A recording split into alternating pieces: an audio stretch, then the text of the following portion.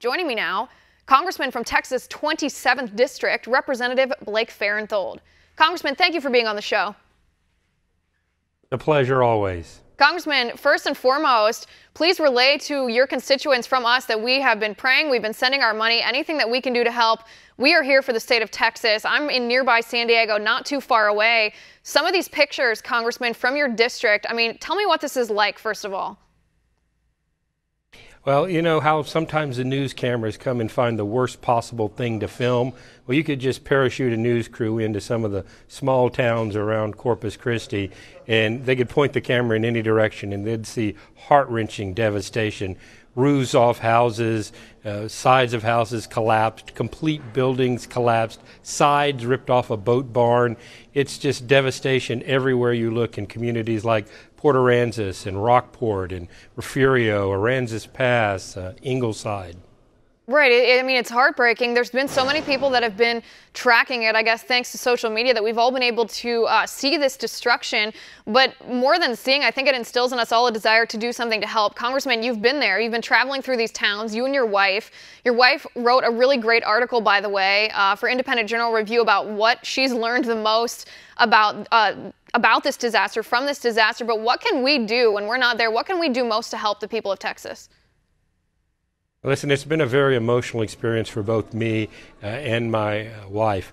I can tell you, keeping us in your prayers is important. Right now, the immediate needs are pretty much met. As we're getting electricity back on in most of the homes, the grocery stores and gas stations are getting reopened, but there's a massive amount of debris that needs to be cleared and disposed of. And then we start the long-term process of rebuilding, which could take months, if not years. And some of these communities, Port Aransas and Rockport, they're vacation spots. They've got to get back online by next summer, or it's going to really be a double hit for the folks when they can't make any money during their busy season, which actually starts around spring break. So we've definitely got our work cut out for us in rebuilding and construction. Right, because the economy is such a big consideration, too. It's not just people's homes. The economy could be devastated if it's not rebuilt. Congressman, I guess, unfortunately, that brings us to the political aspect of this. As you know, you're in Washington, D.C. right now for that vote. You know, Congress, the House of Representatives voted this morning on the Harvey relief bill. It's worth $8 million. Now it's headed over to the Senate. President Trump just met with leaders of both parties to create a deal. He's actually come to a deal that would include raising the debt ceiling in this Harvey relief bill. How do you feel about this? Yeah, actually $8 billion with a B. $8 billion, and you're correct. I actually wanted to see a clean bill that just dealt with disaster relief without tacking other stuff on it. I'm a fiscal conservative, and I think the debt ceiling is an opportunity for us to debate and look at overall spending in the government. But attaching it to the Harvey bill basically takes your ability to debate the issues in that away, because you're going to be painted as heartless if you're in opposition to the bill, not because you're opposed to debt relief or disaster relief, but because you want to raise the debt ceiling. So it makes it a whole lot tougher. And, you know, one of my big complaints about Congress is they lump all this stuff together and make you vote for stuff you don't like in order to get stuff you do like and need passed. It's one of the problems up here in the swamp.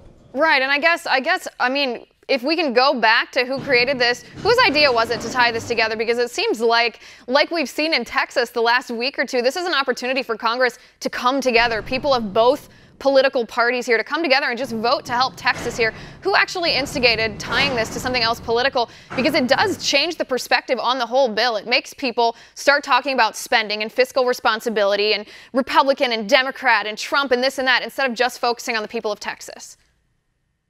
All right, the clean bill we passed out of the House that was just disaster relief only got 3 no votes. I mean, it was almost unanimous.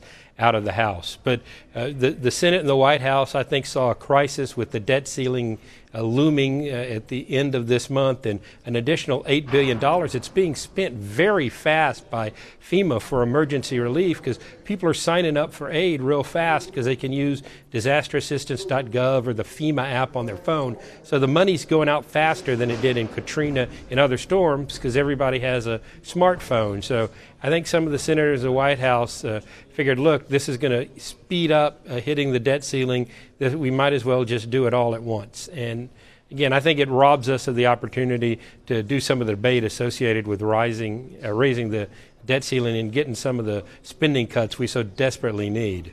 Right. I think it shows, too, that there are some people in Congress who are, I guess, afraid to do the debt ceiling alone, that they want to attach it to someone else so they don't have to take their position publicly without it attached to something like disaster relief that people otherwise are obviously going to support here. Congressman Farenthold, let me ask you one final question before we get going tonight, and that's comments you made about the priority of the border wall. Now that you've seen the devastation wrought by Hurricane Harvey in Texas, you said that you've changed priorities just a little bit, and your comment was that you thought the contractors that were building the wall might be better suited helping rebuild cities in Texas. Talk to me about that.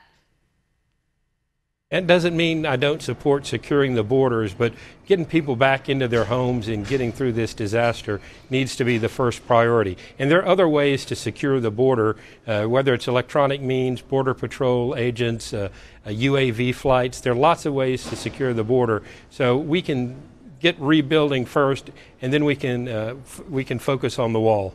Right, and just to be clear here, because I know there's already been a lot of news reports that are saying that you do not support the border wall anymore. Do you still support Trump's border wall? I think we need to secure the border. However, the border needs to be secured, and if President Trump thinks the border wall is the way to do it, I'm supportive of that. But I do think we shouldn't ignore technology and manpower. Right. Congressman, thank you so much for taking the time out of your day to come in this show. Like I said, we're praying for you, we're praying for your constituents, and anything that we can do to support the state of Texas, we're here for you. And listen, thank you for all you've done. Thanks to all the American people. It's really shown that it's not just Houston strong or Texas strong, it's America strong.